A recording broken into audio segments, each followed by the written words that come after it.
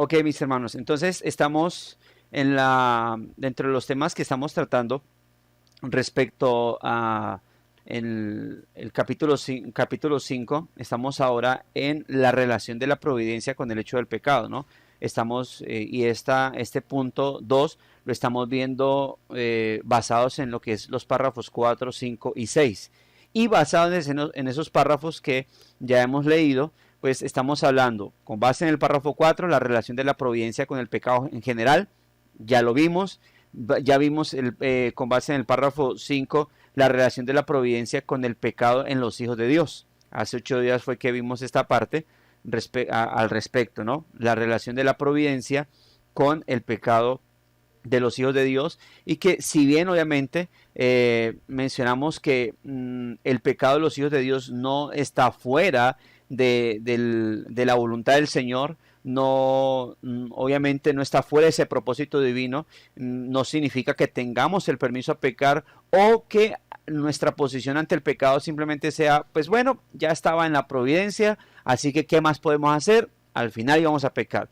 No, nosotros no podemos entrar en ese cinismo, sino que debemos entender que es una realidad, que es una batalla que debemos dar, que es una batalla que debemos pelear contra el pecado, y que lamentable y vergonzosamente, si cedemos a él, pues al final es cierto, no tomamos por sorpresa al Señor, y eso Dios lo utilizará para disciplina nuestra. Y como hemos visto, como vimos hace 8 días, la primera disciplina, la que nunca faltará en la vida de un creyente cuando ha pecado, es la ausencia del gozo y la paz del Señor. Y mencionamos que si esa disciplina no se hace manifiesta en nuestra vida, primeramente, porque va a estar en todos, si yo no siento esa ausencia de paz y de gozo en mi vida al pecar, entonces yo tengo problemas con mi profesión de fe. Entonces yo tengo problemas con mi creer en el Señor.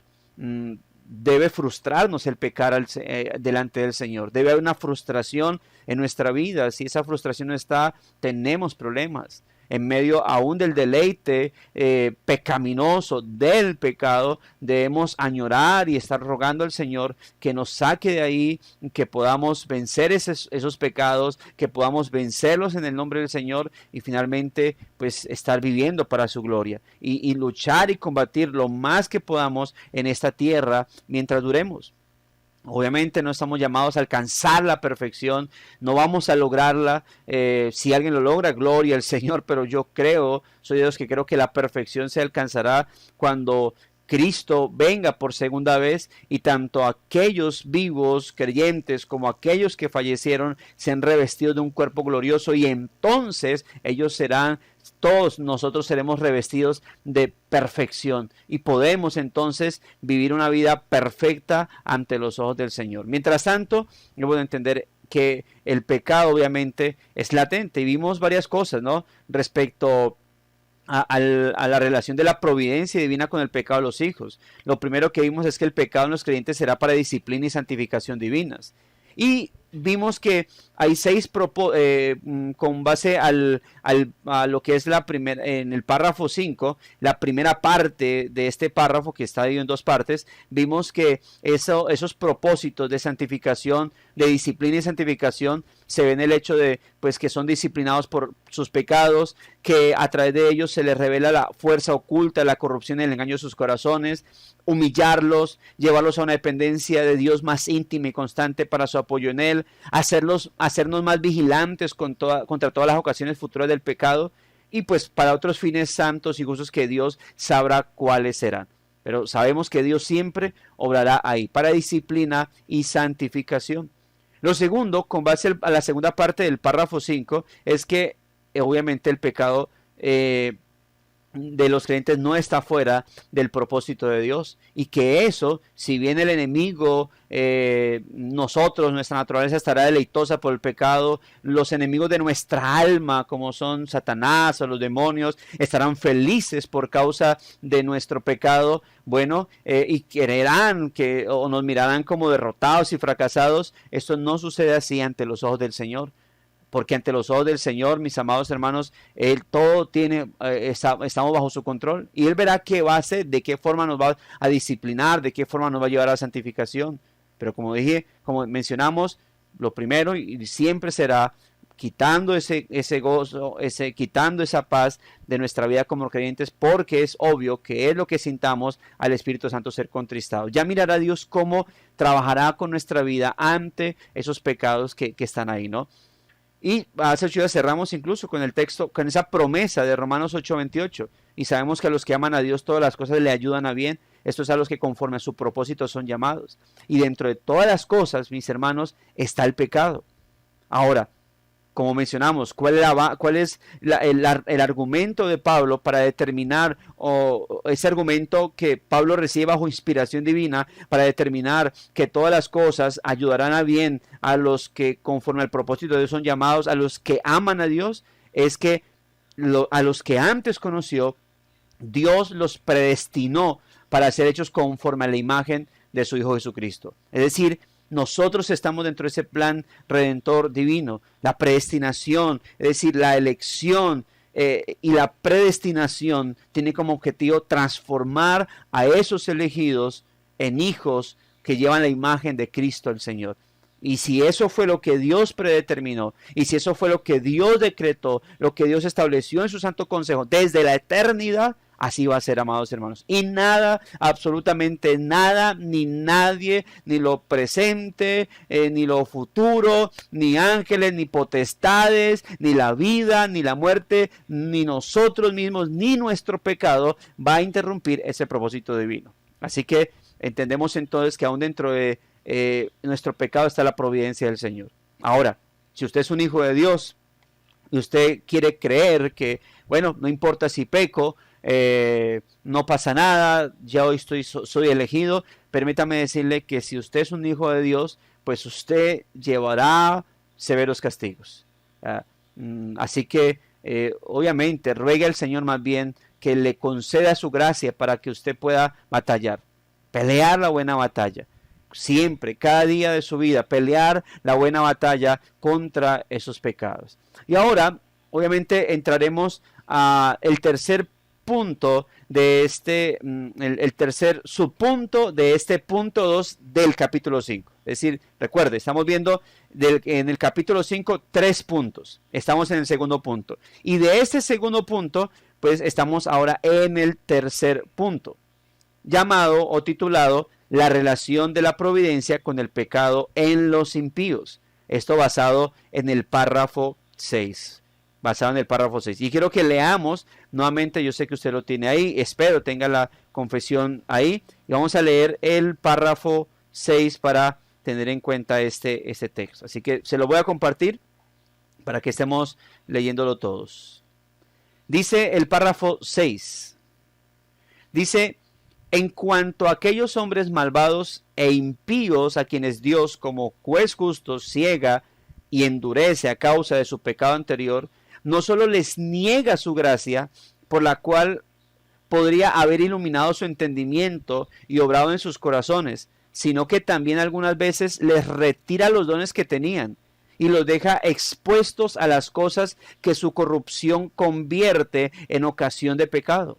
Y a la vez los entrega a sus propias concupiscencias, a las tentaciones del mundo y al poder de Satanás, por lo cual sucede que se endurecen bajo los mismos medios que Dios emplea para ablandar a otros. Ese es lo que dice el párrafo 6 del capítulo 5 de la confesión de fe, ¿no? Entonces, ahí vemos. Y es con base a este párrafo, o basados en este párrafo 6, es que estamos hablando o empezamos a hablar de la relación de la providencia con el pecado de los impíos. Ahora, note que este párrafo tiene unas divisiones. Recuerda que hemos hablado de los párrafos están divididos en pequeñas partes o en fracciones, como también le llamamos. Y en este caso, obviamente, el párrafo 6 está dividido en 6 partes.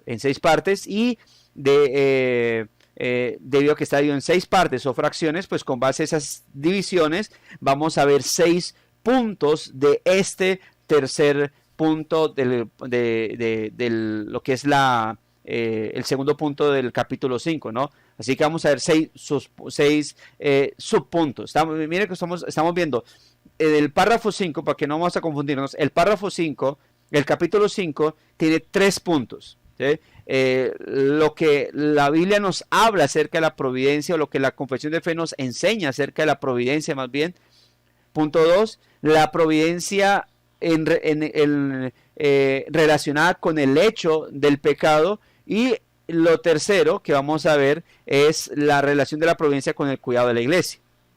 Ahora, en el segundo punto tenemos unos puntos internos, unos incisos dentro de ello, que estamos viendo el pecado en general, el pecado en los hijos de Dios, y ahora estamos viendo ese tercer inciso, que es el pecado en los hijos de Dios. Y en ese párrafo 6, pues hay unos, basado en esas 5 fracciones o esas 5 partes que tiene el párrafo 6, pues vamos a ver entonces 6 subpuntos ahí, 6 puntos internos ahí. Entonces, miremos lo primero, la primera parte del párrafo 6. Note que dice, desde donde inicia hasta el número 1, es decir, la primera parte, dice que en cuanto a aquellos hombres malvados e impíos, a quienes Dios como juez justo ciega y endurece a causa de su pecado anterior. Y a este primer punto vamos a llamar Dios los deja en su dureza. Recuerden que estamos hablando de los impíos como tal. Entonces, cuando decimos Dios los deja, estamos hablando de los impíos. ¿A quienes Dios deja en su dureza? A los impíos. Dice, en cuanto a aquellos hombres malvados e impíos, a quienes Dios como juez justo ciega y endurece a causa de su pecado anterior. Obviamente vamos a hacer este párrafo 6 sigue, ¿no? Pero ¿qué podemos ver aquí? Bueno, que estas personas son endurecidas, y poco a poco pues vamos a ver de qué manera es que Dios las endurece. Ahora, note, hay varios textos que podemos traer. Aquí 2 textos originales de la confesión de fe, que son Romanos capítulo 1 versículo 24 al 26. Vamos al texto, Romanos 1 capítulo 1 versículo 24 al 26. Se lo comparto. Dice el texto, por lo cual también Dios los entregó a la inmundicia en las concupiscencias de sus corazones, de modo que deshonraron entre sí sus propios cuerpos, ya que cambiaron la verdad de Dios por la mentira, honrando y dando culto a las criaturas antes que al Creador, el cual es bendito por los siglos. Amén. Por esto Dios los entregó, nuevamente aparece la palabra, los entregó a pasiones vergonzosas, pues aún sus mujeres cambiaron el uso natural por el que es contra naturaleza. Y de igual modo, bueno, este no lo menciona la confesión de fe, pero lo leemos porque igual va hasta el párrafo, hasta el versículo 28. Y de igual modo, también los hombres, dejando el uso natural de la mujer, se encendieron en su lascivia unos con otros, cometiendo hechos vergonzosos hombres con hombres y recibiendo en sí mismos la retribución debida a su extravío. Y como ellos no aprobaron tener en cuenta a Dios, nuevamente la palabra, Dios los entregó a una mente reprobada para hacer cosas que no convienen. Y note obviamente cómo se menciona ahí esas 3 veces. En el versículo 24, en el versículo 26 y en el versículo 28 aparece la frase Dios los entregó a la inmundicia. Y esto obviamente hace referencia a cómo Dios los ha dejado en su dureza. Dios los ha dejado. Ahora, y esto obviamente lo vamos a repetir poco a poco en los demás puntos que vamos a ver, pero quiero dejar de antemano aclarado que no es que Dios los empuja hacia el pecado, es decir, como dice algunos falsos filósofos, ¿no? Donde enseñan que el hombre nace perfecto, puro y la sociedad lo corrompe, pero es algo muy contradictorio, ¿no? Porque al final la sociedad tuvo que haber sido corrompida por alguien o algo en particular. Bueno, el hombre nace en su maldad, en su pecado. Y el hecho de que diga que Dios los entregó no significa que ellos eran puros, eran santos, eran totalmente rectos. Y Dios dijo, venga, la impureza, la maldad, dijo, vengo a que me dé personas. Y Dios dijo, sí, tenga a estos se los entrego. Dios los entregó. Lo que quiere decir el Señor con respecto a lo que quiere decir la palabra con respecto a ese Dios los entregó, es simplemente que Dios los dejó. Dios no hizo nada por reacomodar su camino. Es decir, ellos, el ser humano, a medida que cuando nace y él va creciendo, el camino que él toma por naturaleza es el pecado. El camino que él decide tomar de manera innata es hacia la maldad. Y ya obviamente serán las circunstancias y ciertas cosas alrededor que determinará obviamente hasta qué punto el ser humano llega en su pecado. Y ahí obviamente veremos o podemos entender que hay muchas cosas que Dios utiliza en ocasiones para reprimir el pecado de los hombres. Ahora, otro texto que nos ofrece la confesión de fe es el texto de Romanos capítulo 11, más adelante, versículos 7 al 8. Pasemos allá. Espero tenga la Biblia ahí a su lado, hermanos. Dice el versículo 7 y 8 de Romanos 11. Dice, ¿qué pues? Lo que buscaba Israel no lo ha alcanzado, pero los escogidos sí lo han alcanzado y los demás fueron endurecidos. ¿Ve? Como está escrito, Dios les dio espíritu de estupor, ojos con que no vean y oídos con que no oigan hasta el día de hoy. Entonces, el punto es que si no entendemos el contexto, si no vamos a esa principal regla de la hermenéutica, que es que la Biblia se interpreta a sí misma, fácilmente podemos decir que Dios, había gente pura, había gente honesta, gente perfecta, gente santa, y Dios los endureció. Y Dios les dio esos espíritus para que ellos se volvieran malos, y por eso es que hay gente mala, porque Dios vuelve a la gente mala. Pero el punto es que simplemente Dios los deja. Ahora, el hecho de que diga Dios les dio espíritu de estupor, hace referencia a otros textos que veremos más adelante, donde simplemente el ser humano en su naturaleza decide su maldad, decide ser incluso lo más malo que pueda, incluso levantarse contra Dios. El que hace el Señor, bueno, los entrega aún más a su propio pecado.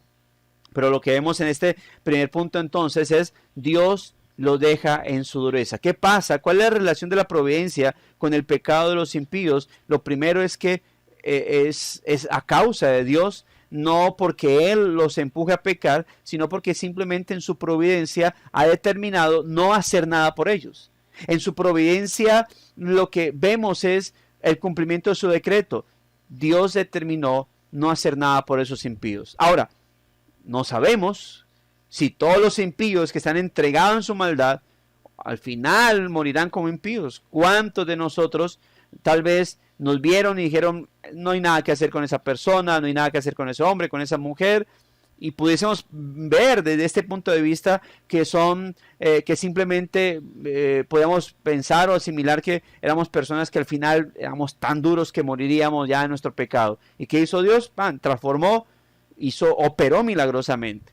Entonces, un tiempo estuvimos dejados en nuestra dureza de corazón, pero luego fuimos transformados para su gloria. Recuerden lo que dice la palabra, ¿no? Que estando muertos en delitos y pecados, Dios nos dio vida. Lo segundo que vemos respecto a la relación de la providencia con el pecado de los impíos es que Dios les niega su gracia salvadora. Dios les niega su gracia salvadora. ¿Qué dice la siguiente parte?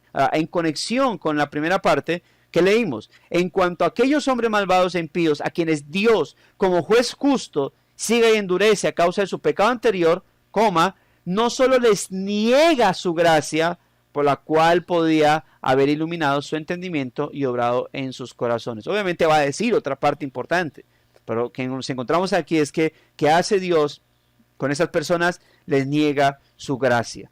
Dice Deuteronomio, capítulo 29, versículo 4, escuche, Deuteronomio 29, 4, dice lo siguiente para esa segunda parte del párrafo.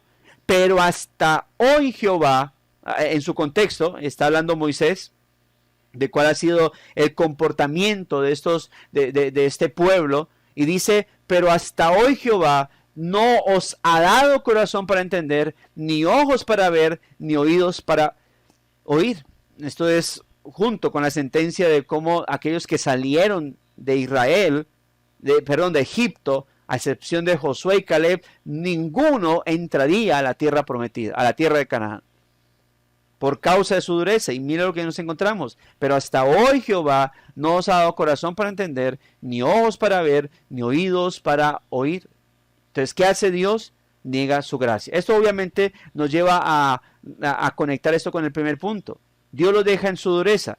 ¿De qué manera Dios los deja en su dureza? Ya hemos visto, no es que Dios los empuja a pecar, o que ellos vienen diciendo, Dios, aquí estamos para encomendarnos a ti, para que nos salves, para que nos perdones, y Dios diga, no, Señor, a ustedes no los elegí, porque es lo que muchos piensan cuando hablamos de la doctrina de la elección. No es que Dios, obviamente, no es que Dios los empuja a pecar, simplemente ha determinado no hacer nada por ellos. Y esto es muy importante, esto es importantísimo y muy lindo, porque nos encontramos con el hecho de que si bien hay gente que puede enfrascarse en la pregunta, ¿y por qué Dios no eligió a todo mundo? ¿Verdad? ¿Por qué Dios no tocó a esta persona, a esta otra persona? ¿Por qué Dios no toca a mi familia? Yo creo que hay una pregunta, y incluso esa pregunta surge de muchas de las lecturas que uno ha encontrado con Spurgeon, por ejemplo, que le llegaron a hacer constantemente la pregunta, ¿por qué Dios no eligió a todo mundo, o a estos, a aquellos? Sino que surge esto, bueno, o sea, si Dios ha decidido negar su gracia salvadora a personas de tal manera que ellos lo que deciden es el pecado, ¿qué vio en nosotros? ¿Para qué? Para que nos diera su gracia a nosotros. O sea, ¿quiénes somos nosotros? ¿Qué hemos hecho nosotros? Para que Dios diga, a estos no les voy a negar mi gracia. A estos se las voy a dar. A estos los elijo desde antes de la fundación del mundo, por medio de Cristo, concediéndoles toda la gracia. ¿Ve? Y entonces uno dice, o sea, yo soy creyente. Claro, imperfectos hasta no más poder. Pero tenemos la gracia del Señor. ¿Y qué vio Dios en nosotros? Bueno, por eso se llama gracia, por eso se llama, por eso hablamos de misericordia, por eso se habla de la gracia del Señor, porque no es algo que hicimos, y mucho menos si fue una gracia que fue derramada de antes de la fundación del mundo. Así que a los impíos, ¿de qué manera Dios los ha endurecido? No empujándolos al pecado, simplemente negándoles su gracia, y es suficiente para que las personas obviamente no accedan al Señor. Ellos no buscarán. No existe tal cosa como predicadores importantes del mundo pentecostal, trinitario, o a un carismático, que dicen que nosotros enseñamos algo así como que personas llegarán a los pies del Señor diciendo, sálvame Dios mío, y Dios les dirá, no, ustedes no fueron elegidos por mí, así que no los voy a salvar. No existe tal cosa. No existe una persona sin la gracia de Dios. No existe un impío sin la gracia de Dios que algún día le dé por arrepentirse a sí mismo y correr a buscar salvación. No existe tal cosa. Entonces no podemos afirmar o hablar acerca de lo que no está enseñado en la Escritura, sobre todo porque, recordemos, estábamos muertos en delitos y pecados. Esto nos lleva al tercer punto, al tercer punto, y aquí obviamente, aquí ya uní lo que es la parte 3 y 4. Dios no solamente les niega su gracia salvadora, que es la razón por la cual los deja en su dureza, sino que también les quita, punto C, Dios les quita los impedimentos para su pecado. Miren lo que dice la parte 3 y 4 de este párrafo. Sino que también algunas veces les retira los dones que tenían y los deja expuestos a las cosas que su corrupción convierte en ocasión de pecado. Y esto es obviamente algo importante porque Dios utiliza muchas cosas. Dios ha determinado en su providencia hacer que el ser humano reprima su pecado a través de muchos medios. Y el Evangelio es uno de ellos. Es decir, no todo el que llega a los pies de Cristo, no todo el que llega al Evangelio es regenerado. No todo el que llega a la iglesia cristiana, incluso si es reformada, es un elegido de Dios. Es un salvo, es un regenerado, un nacido de nuevo. Pero sí podemos saber que toda persona que llega al Evangelio puede llegar a tener un cambio moral en su vida. Pasa así en los testigos de Jehová, pasa así en los pentecostales unitarios, en los trinitarios, en los adventistas, pasa así en muchas religiones. Ahora, y si estas religiones tienen la capacidad de hacer que una persona reprima su pecado y cambie moralmente, ¿cuánto más el Evangelio de Cristo no lo va a hacer?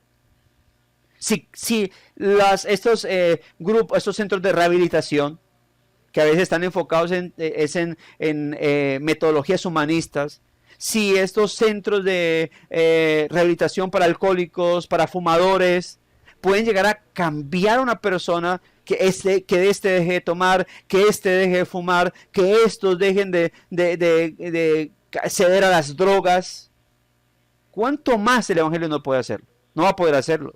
Claro que puede hacerlo. Si el yoga da paz, cuanto más el Evangelio no va a producir algo de paz en las personas. A manera personal, he visto cómo gente ha llegado a través de la historia de mi ministerio del Señor, llegar a la iglesia y decir, uy, me siento en paz, y les habla uno del Evangelio y dice, uy, qué bonitas palabras, cómo me siento de tranquilo, de tranquila. Y llega el tiempo y se alejan, se apartan y nunca más vuelven. Y uno dice, ¿qué pasó con la paz, con el gozo que sentían? Bueno, no pasó nada, simplemente era como aquella palabra que cayó junto a pedregales. Produjo gozo, produjo tranquilidad y luego se apartó. Hay otras cosas. Entonces mire cómo las religiones pueden apaciguar el pecado de muchas personas. La misma ley civil. Hay gente que no asesina a otro, hay gente que en un momento de ira desea asesinar a otra persona. ¿Y por qué no lo asesina?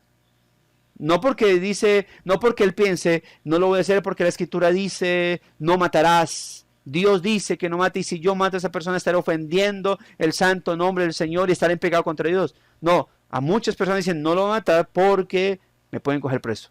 ¿Ve? O porque no voy a poder vivir con mis manos manchadas de sangre. Un asunto personal o un asunto legal. Entonces Dios utiliza muchas cosas, pero hay ocasiones donde, ¿qué hace Dios? Quita ese tipo de impedimentos. Y simplemente, ¿qué hacen? Avanzan más en el pecado. Así como hay personas que dicen, no lo voy a hacer porque tengo miedo de esto, porque tengo miedo de lo otro, porque qué vergüenza. Hay otros que simplemente no les importa. Bueno, a ese tipo de personas que Dios les quita los impedimentos para su pecado. Hay 3 textos que nos ofrece originalmente la confesión de fe y uno que nos brinda el hermano Samuel Waldron. Mateo 13, 12. Mateo capítulo 13, versículo 12.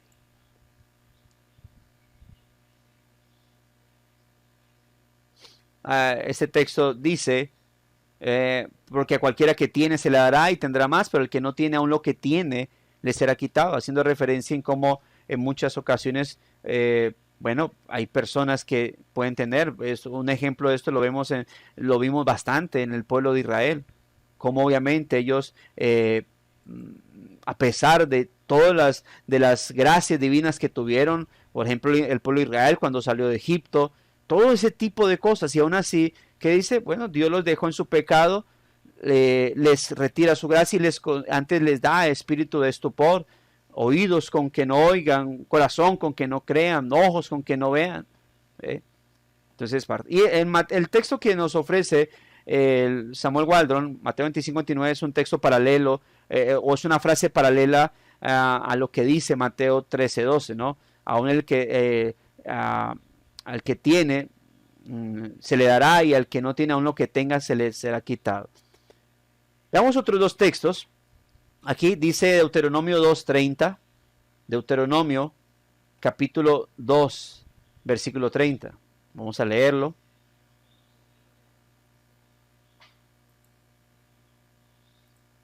Dice el texto: mas Sehón, rey de Hesbón, no quiso que pasásemos por el territorio suyo, porque Jehová tu Dios había endurecido su espíritu y obstinado su corazón para entregarlo en tu mano como hasta hoy. ¿Ve? Es decir, esta persona recibiría un castigo. Y si ellos hubiesen dejado, obviamente era un rey malvado, pero si de seguro Hesbón lo deja pasar, pues simplemente no hubiese pasado contra él nada, no hubiese habido guerra contra él. Pero ¿qué dice? Bueno, él no permitió que pasaran por ese lugar porque Dios lo había endurecido. Es decir, ¿qué significa Dios endureció el corazón? Porque no es una frase que solamente aparece con este rey, es una frase que se repite sobre todo con el rey de Egipto, con el faraón. Y Dios endureció el corazón de Faraón. Éxodo está lleno de eso, los primeros capítulos.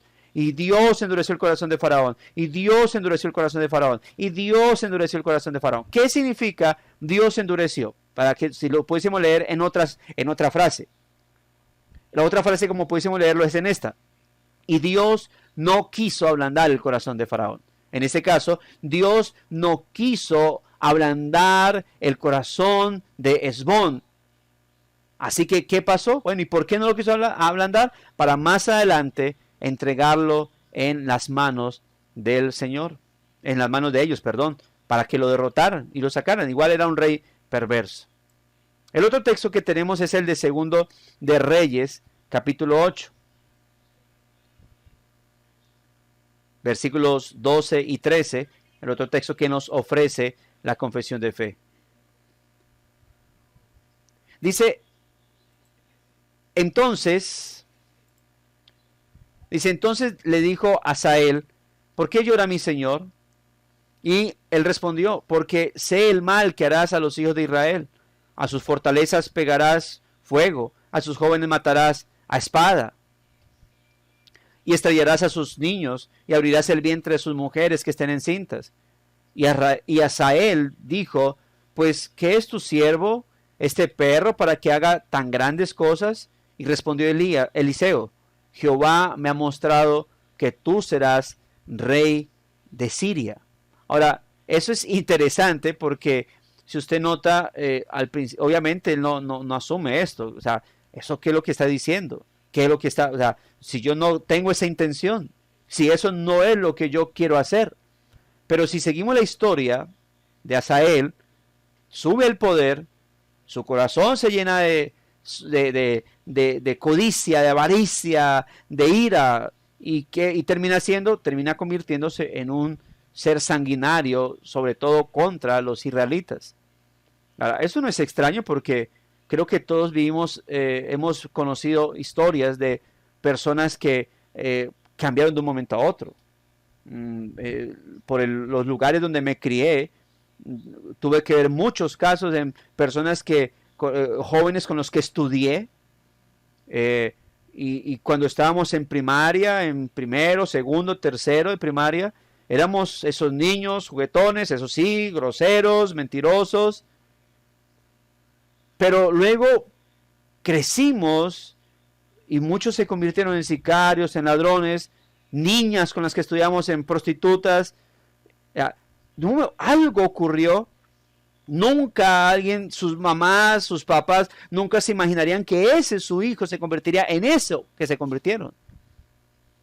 Y es como si un padre le hubiese dicho a su hijo que viene en ese mundo y le dijera, hijo, te vas a convertir en un ladrón, en un sicario, en una peor persona, la gente te va a perseguir. Y ese niño a esa edad diciéndole, ¿qué estás diciendo, papá? Yo no me voy a convertir en eso, seré un gran médico, un bombero, un policía, esto y lo otro. Y el niño crecer y cambiar su vida.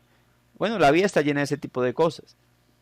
Bueno, Eliseo le estaba mostrando, le estaba profetizando a Asael en lo que él se convertiría. Obviamente él no lo entendía, pero sube y muchos, recordemos cómo muchos reyes cuando subieron al reinado y alcanzaron cierta prominencia, su corazón cambió y se ensoberbeció. ¿Qué es lo que hizo Dios? Simplemente les quita los impedimentos para su pecado. La razón por la cual el ser humano, mis hermanos, no es tan malvado, tan perverso como pudiese ser, es porque Dios, ¿qué hace? Les retiene su maldad. Dice el hermano, aquí mirando los comentarios, un saludo a la hermana Grace Stephanie desde Neiva. Y dice el hermano Henry Galván, el impío ni aún estando en el sufrimiento del infierno va a clamar a Dios por ayuda. Puede que algunos se ensoberbezcan más, ¿no? Sin embargo, creo que algunos impíos como la escena que el Señor narra del rico y Lázaro, ¿no? Donde este impío clamará, pero sucederá lo que dice la Escritura, ¿no? Obviamente que llegará un momento donde clamarán y ya será tarde, donde pedirán ayuda y ya Dios no oirá, porque ya el tiempo habrá pasado. Pero sí, es cierto, algunos su corazón estará tan endurecido como gente que se conoce en la historia, aún en el hecho de su muerte, se le llama el arrepentimiento y su corazón sale a relucir con más dureza. ¿Qué otro punto vemos? Bueno, también que Dios los deja hundir más en sus pecados. Note lo que sigue diciendo, la quinta parte del párrafo 6. Y a la vez los entrega a sus propias concupiscencias, a las tentaciones del mundo y al poder de Satanás. Dios los deja hundir más en sus pecados. Y aquí vamos a ver dos textos que nos ofrece la confesión de fe. Salmo 81, versículo 11 y 12. Vamos a leerlo. Salmo 81, versículo 11 y 12.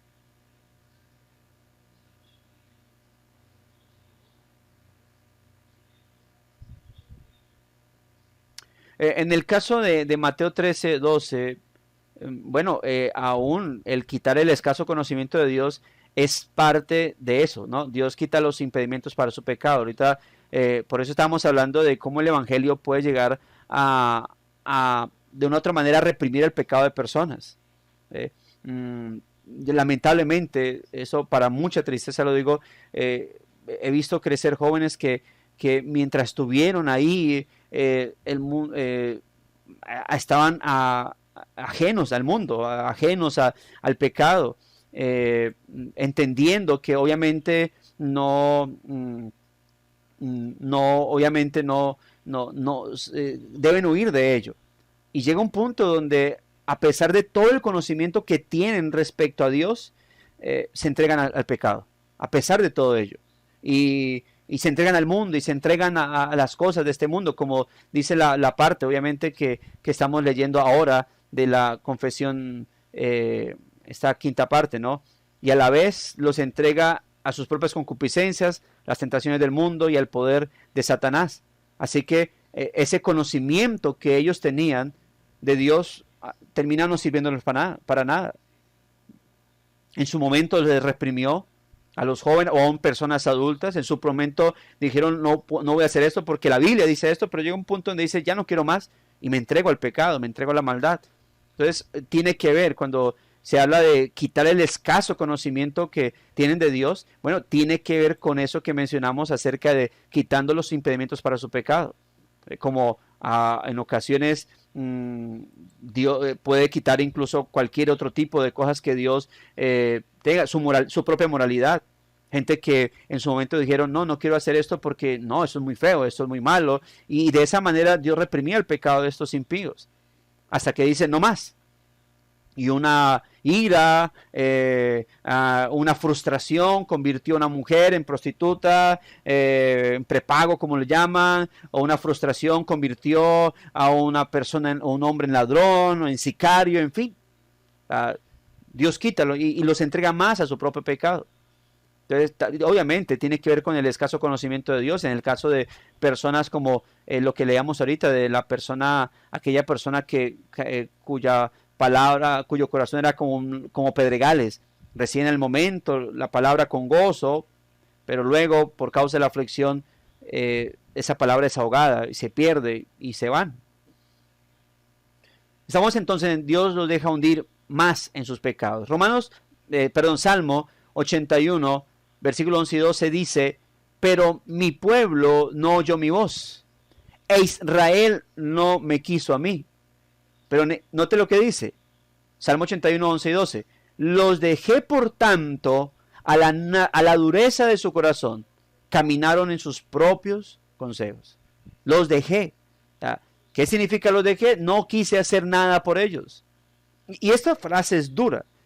Pero es que no estamos hablando de personas que eran puras, buenas, ya lo dije al principio, puras, buenas, santas, y Dios los hundió más en el pecado, o Dios los hundió en el pecado. No, pecaminosos todos.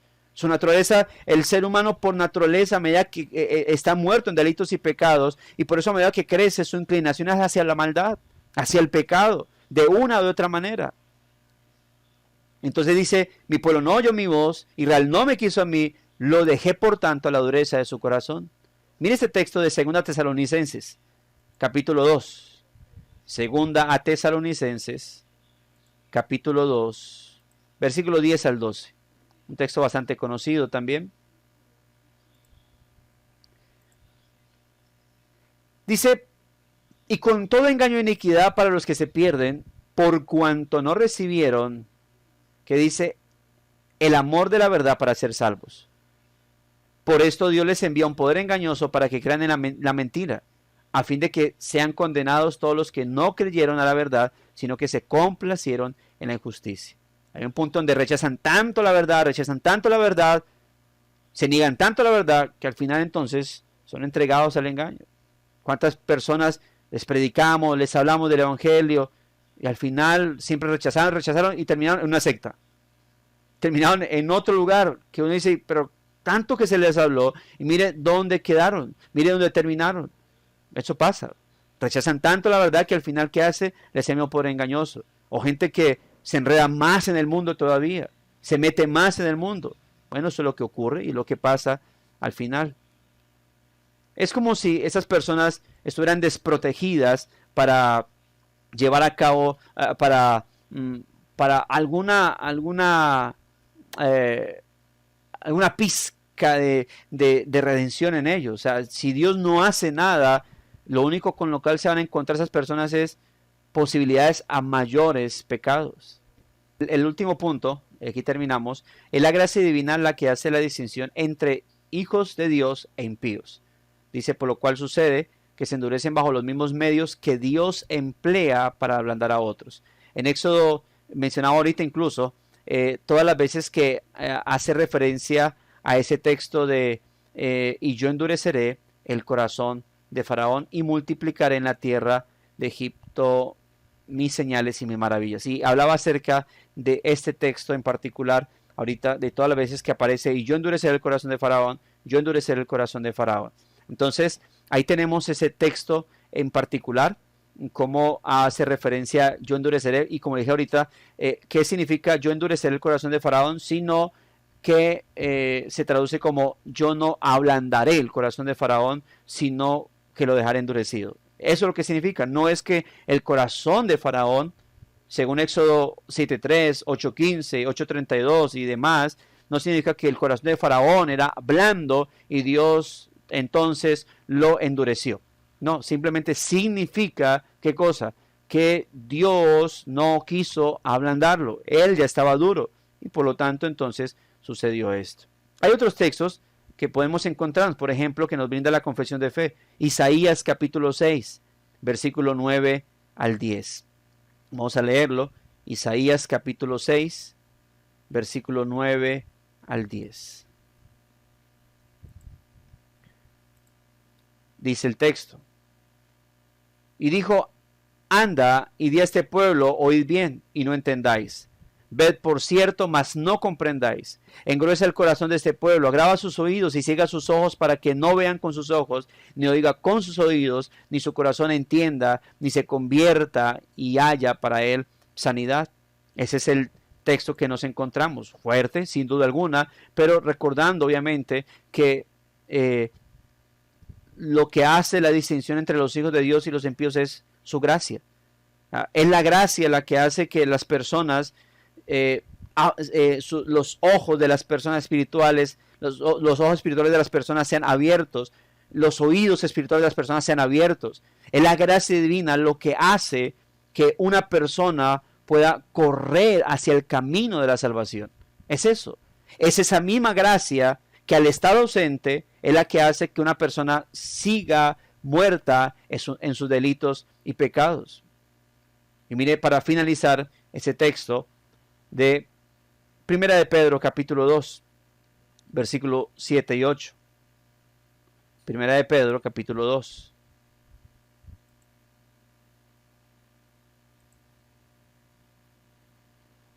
Dice el versículo 7 y 8, para vosotros pues los que creéis, Él es precioso, pero para los que no creen, la piedra que los edificadores desecharon ha venido a ser cabeza del ángulo y piedra de tropiezo y roca que hace caer, porque tropiezan en la palabra, siendo desobedientes, a lo cual fueron también destinados. Eso es bastante fuerte también, porque nos deja en claro el hecho de qué pasa con esas personas. Hay unos que son obviamente desechados y otros que no. Para unos, bueno, en el versículo dirá, más vosotros sois, en contraste a esas personas de las cuales acaba de hablar. Pero hay personas simplemente que para quienes la piedra de los edificadores, hay algunos para quienes la piedra angular de Cristo es piedra de tropiezo, es roca que hace caer, porque dice que a eso fueron destinados. Obviamente no es que ellos quieren ser obedientes si el Señor no los deja, no, simplemente no opera en ellos. ¿Qué es lo que hace distinción entre ellos y nosotros? La gracia salvadora es lo que hace distinción entre ellos y nosotros. Simplemente eso, la gracia salvadora, mis amados hermanos. Y por eso es importante tenerlo en cuenta. Ahí hay varios textos que el doctor Samuel Waldron nos brinda para que podamos tenerlos en cuenta también. Por ejemplo, aquí hay un texto, bueno, él nos brinda el de Hechos, capítulo 28, versículo 26 al 27. Pero esta es esa cita de Hechos 28, 26 al 27 es una confirmación de Isaías capítulo 6, versículo 9 al 10. Es simplemente eso. Pablo cita ese texto para hacer referencia a eso que sucedió. Es decir, que eso que pasó en aquel entonces con el pueblo de Israel es lo mismo que sigue sucediendo hoy en día. ¿Por qué la gente no se convierte? ¿Por qué la gente no se arrepiente? Porque el Señor así lo estableció. Porque no quiso Dios no tocar el corazón de ellos. Juan 12, también el doctor Samuel Waldron nos brinda Juan 12, 39 al 40. Lo mismo. Hablando de los ojos que son cegados, el corazón que es endurecido, los ojos que no ven, el corazón que no entiende, el corazón que no se convierte. Simplemente ¿por qué? Porque Dios determina no operar en ellos. Y Dios es soberano, porque al final es por la gracia divina, es por la gracia salvadora que personas como usted y yo, que por naturaleza somos pecadores, es por esa gracia divina que podemos ser salvos. Si Dios dejara a la humanidad sin gracia, si Dios hubiese decidido no operar en nadie para salvación, si Dios no hubiese establecido un pacto de redención con el Hijo, con el Espíritu Santo, nadie, absolutamente nadie sería salvo, y todos los seres humanos que fueran naciendo y fueran muriendo simplemente se condenarían. Ahora, también puedo decir que es por el pacto de redención que este mundo es preservado. Estoy seguro que si no hubiese un pacto de redención, que si no hubiese habido un pacto donde el Hijo viene a salvar a aquellos que Dios ha elegido para salvación, creo que este mundo hace rato hubiese dejado de existir. Dios no hubiese aguantado, no hubiese soportado personas sin ton ni son, con razón de qué. Pero es por causa de ese pacto de redención que podemos hablar de una salvación por gracia, mis amados hermanos. Esto entonces, con esto en mente, con esto terminamos nuestra clase de confesión de fe y quedamos pendiente con el tercer punto del capítulo 5. Este tercer punto es del capítulo 5 como tal, el cual obviamente es titulado La relación de la providencia con el cuidado de la iglesia. De seguro terminaremos este punto y conectaremos inmediatamente con lo que es el capítulo 6, porque no es mucho obviamente para abarcarlo, simplemente un párrafo, y creo que es suficiente, por lo menos media clase, para abarcarlo y poder conectar inmediatamente con la siguiente clase. ¿Listo? Mis amados hermanos, este video tuvo que ser editado debido a inconvenientes que tuvimos en la conexión, pero aquí está, pues subimos completo el video. Gracias y paz a todos, el Señor les continúe bendiciendo, mis amados hermanos.